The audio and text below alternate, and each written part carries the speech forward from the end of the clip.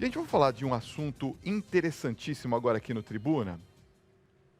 Olha, quantas pessoas que acabam tomando medicamentos por conta própria, né?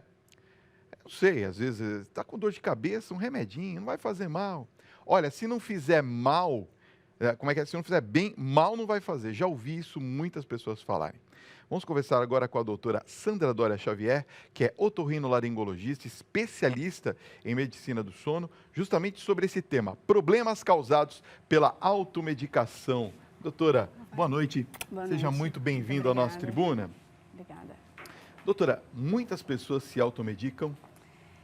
Bom, o Brasil é o recordista mundial de automedicação, né? É mesmo? Na verdade, 70% da nossa população se automedica. Por que isso? Então, um pouco é cultural, né? Daquela história de que se a vizinha falou, a tia falou, se fez bem para um, fez bem para outro, vai fazer bem para mim também, né?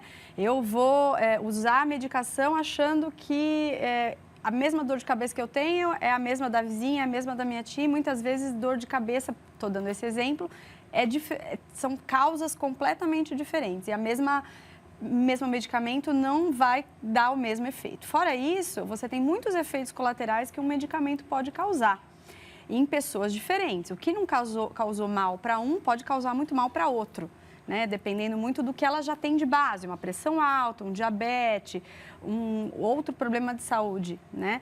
E isso a pessoa não tem muitas vezes o conhecimento, descobre de supetão numa intoxicação, por exemplo, medicamentosa. E das intoxicações todas, mais de 40% são medicamentosas, né? Então, o medicamento não é uma brincadeira, não pode ser levado para esse lado. Aliás, se a gente lê a bula de qualquer medicamento, a gente não toma de jeito nenhum, nem com prescrição médica, Exato, não é verdade? Exato. Doutora, eu queria saber se a automedicação pode trazer, você falou da intoxicação, ela pode trazer uma dependência daquele medicamento? Por exemplo, eu vou tomar um remedinho para dor de cabeça.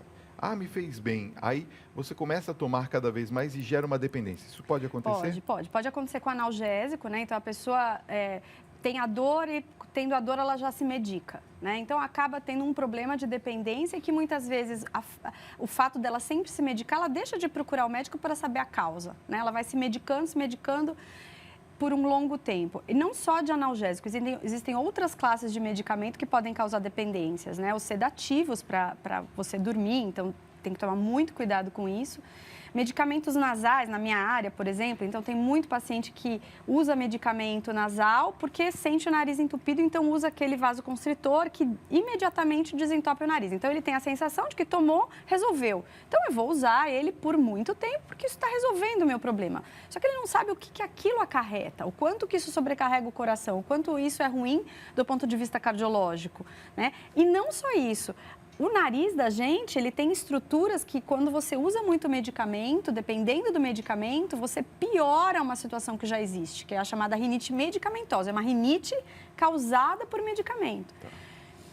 E para reverter isso, você precisa de ajuda de um médico para trocar as medicações, fazer um acompanhamento sério em torno disso para que isso não perdure e não cause consequências. Aí ele descobre, ele tem um AVC, ele tem um infarto, ele tem uma arritmia e era por conta de tudo aquilo que ele vinha fazendo errado. Uma coisa que eu queria perguntar também é a respeito do risco, né, do uso indevido, por exemplo, dos antialérgicos e anti-inflamatórios, porque são de venda livre aqui no Brasil, né? Então, eu tomei um remedinho para dor de cabeça, eu vou indicar para a doutora Sandra, porque é bom. Toma aí um remedinho. Quais são os riscos de verdade que nós temos com esse tipo de cultura? Então, os analgésicos e os anti-inflamatórios são as duas classes de medicamento, junto com o antialérgico, medicamento para relaxar a musculatura, para dor nas costas, para tensão muscular, são os remédios que mais acabam sendo usados rotineiramente, automedicando muita gente, né? E isso acaba trazendo um risco de você não descobrir na realidade o que você tem, né? Você pode ter sérios efeitos colaterais que você nem talvez perceba que vem desses medicamentos mesmo. Sonolência, muitos antialérgicos, principalmente os mais antigos, eles causam sonolência, né? Anti-inflamatório usado de uma forma não adequada, ele pode causar prejuízo muito intenso na parte gástrica, na parte do estômago, sobrecarrega o estômago, você pode ter uma úlcera, pode ter uma hemorragia gástrica. Então, assim, todo medicamento, ele não pode ser usado continuamente sem uma devida prescrição e orientação. Então, uma coisa é você tomar um medicamento e ir ao médico no dia seguinte para saber o que houve. E outra coisa é você, isso fez bem para mim hoje, então eu vou tomar indiscriminadamente ele para esse meu sintoma, porque a minha vizinha tomou e resolveu. Tá. Né? No caso, por exemplo, esses são os campeões, né? São os campeões. De vendas, assim, principalmente sem a receita médica. Anti-inflamatório, analgésico. Agora, uma coisa, doutora, que eu percebo é que existem indicativos, por exemplo, a senhora, o senhor que está me acompanhando agora em qualquer canto do Brasil, sabe que aqui no Brasil nós temos principalmente as tarjas coloridas. Nós temos a tarja vermelha, pelo que minha produção anotou aqui para mim, a preta, a amarela. Qual que é a diferença dessas cores e qual é a posição de quem adquire, por exemplo, um medicamento sem a prescrição médica? Então, na verdade, as tarjas, elas servem para indicar o quão possivelmente de efeito colateral esse medicamento pode ter. O quanto que você pode ter esse medicamento dando risco à tua saúde. Né? Então, eu vou começar pela tarja preta. A tarja preta é aquela que você tem possibilidade de sérios riscos se você não tomar adequadamente, porque eles têm interferência no sistema nervoso central, seja para sedação como para excitação. Então, os de tarja preta, eles têm essa tarja desta cor, querendo dizer, existe o risco de efeitos colaterais importantes se você não... São os mais potentes, vamos dizer assim. São os mais específicos do sistema nervoso central, vamos dizer assim, né? A tarja amarela é uma tarja específica para medicamentos genéricos, né? Que vem até com um G junto, que são os medicamentos genéricos. Então, eles têm o seu similar, mas os de tarja amarela são os medicamentos genéricos. E os medicamentos de tarja vermelha são aqueles que necessitam de receita, sendo ou não controlado. O que eu quero dizer com isso? Retendo ou não a receita, mas teoricamente eles precisariam de uma receita para você receber esse medicamento de tarja vermelha, né? Que envolve os antibióticos, vários medicamentos com tarja vermelha, que são a maioria. E por que as farmácias brasileiras vendem medicamentos de tarja vermelha sem a receita? Porque não está totalmente regularizado isso, né? Então, tem medicamentos que realmente você só consegue com a receita controlada, retém na farmácia, e outras não. Né? Então, muitos anti-inflamatórios, analgésicos, antipiréticos, você não precisa disso, né? Para conseguir comprá-los. Então, existe um lapso uma gama de medicamentos que você realmente consegue comprar sem, ao menos, a presença da receita médica. Vamos lá, as perguntas dos telespectadores? Vamos. Está tilintando aqui, está todo mundo falando, Fábio, eu quero fazer minha pergunta. Vamos perguntar. Gilvan de Maceió, Alagoas, pergunta, doutora Sandra, dipirona para enxaqueca está permitido aqui no Brasil? Sim, a dipirona, ela é um medicamento liberado, né? Só que, será que a sua enxaqueca, ela é responsiva à dipirona? Será que a sua enxaqueca não é uma enxaqueca tensional, que você precisa fazer um outro tipo de tratamento? Não é uma enxaqueca causada por algum outro problema que você não investigou? Você vai ficar tomando a dipirona toda vez que você tiver enxaqueca? Isso vai te causar um problema até medicamentoso, secundário ao uso do medicamento, né? Então, está proibido você usar uma dipirona no momento em que você está numa reunião de trabalho, te deu uma dor de cabeça, você precisa tomar alguma coisa? Não, mas se isso se torna algo repetitivo, você precisa investigar.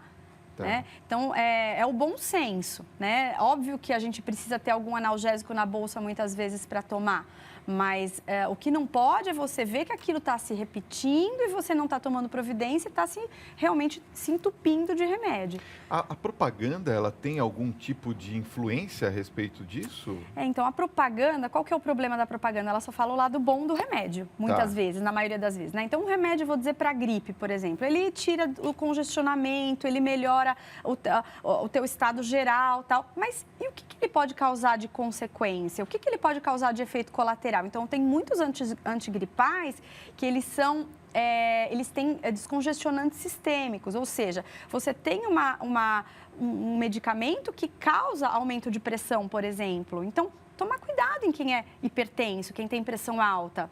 Isso não é dito. Ou se é dito muito rapidamente no final da propaganda. Então, o que mais chama atenção é o valor positivo do medicamento, mas isso sempre tem que estar, sempre devemos lembrar do que isso pode acarretar, dos efeitos colaterais que o remédio pode levar. Por exemplo, os antiácidos. Exato. Aqueles outros também que são indicados para a pessoa que vai para uma festa tomar antes, por aí. Os antieméticos, sim, tá. Sim. Eu quero lembrar a vocês que aqui no nosso programa, muitas pessoas confundem isso, né? A gente tem os anúncios aqui, publicitários, né? Os anúncios de merchandising. Nenhum dos produtos que a gente anuncia aqui no programa são produtos de medicamentos. Eles são produtos naturais de utilização, são suplementos alimentares, na verdade, né? E isso é liberado aqui no Brasil. Uma coisa que eu queria perguntar, que o Laelson, é isso o nome dele? Laelson Vieira, lá de São Cristóvão, Sergipe, está nos perguntando, e eu acho que é a pergunta de muitos brasileiros, é sobre a questão do omeprazol. Ele diz que sofre de gastrite e toma omeprazol todos os dias por mais de 6 anos. Ele está perguntando se pode fazer mal isso. Sim.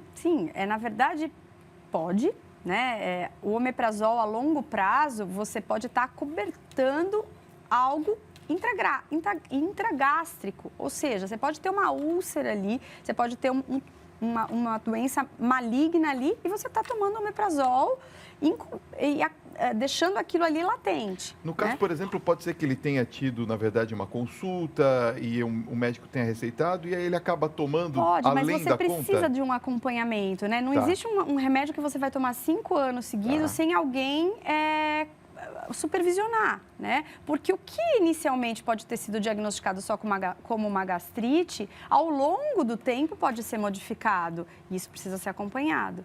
Tem pacientes que usam o omeprazol por necessidade, por indicação médica, por longo tempo? Sim, mas são questões específicas. Eu não aconselho ninguém tomar medicamento por longo período de tempo sem acompanhamento médico. Claro.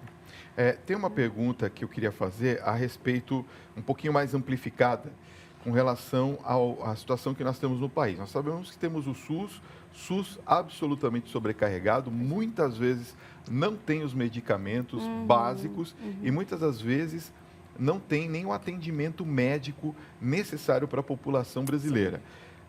E as pessoas acabam querendo dar aquele jeitinho, entre aspas, na doença, tomando o medicamento por conta própria. Como que o médico encara isso? Quer dizer, vocês levam em consideração esse tipo de possibilidade? Quer dizer, depois que a pessoa começa a tomar um medicamento para mascarar, de repente, uma doença, vocês conseguem reverter essa situação? É uma situação difícil, é totalmente compreensível o fato do paciente não ter acesso e aí, por isso, ele desesperadamente vai atrás de algum medicamento que alguém tomou teoricamente, para a mesma coisa e aí ele acha que isso vai fazer bem. Só que, às vezes, o tiro sai pela culatra, na realidade, né? Então, assim, se você está tomando um medicamento achando que é tal coisa, na realidade pode não ser aquilo que você tem. Exatamente. Esse que é o grande problema. Eu vou te dar um exemplo da minha especialidade, que são dores de garganta recorrente. O que faz a pessoa que tem dor de garganta recorrente? Muitas vezes toma anti-inflamatório. Ative, passa um mês, tive de novo e vai tomando um anti-inflamatório. Muitas vezes dor de garganta recorrente vem de refluxo, de conteúdo gastroduodenal que vem para a garganta. E o tratamento é o exato oposto do anti-inflamatório. O anti-inflamatório piora isso. Eu preciso dar um bloqueador de bomba, um omeprazol, um medicamento de outra linha. Mas isso precisa ser examinado, precisa ser entendido. Existe, não existe? Precisa de uma avaliação otorrinolaringológica. E aí, o paciente está tomando anti-inflamatório e não melhora. Então, essa situação é muito frequente. Ou mesmo a senhora que é especialista na questão do sono, o que tem gente que toma um calmantezinho que se apaga. Né? Conheço muita gente que faz isso. Não pode. Tarja preta, principalmente. Sim, efeitos deletérios a longo prazo importantíssimos. Doutora Sandra Dória Xavier, muito obrigado pela sua presença nessa noite. Foi incrível a sua entrevista conosco. Muito obrigado. Volte sempre à Casa do Tribuna, tá?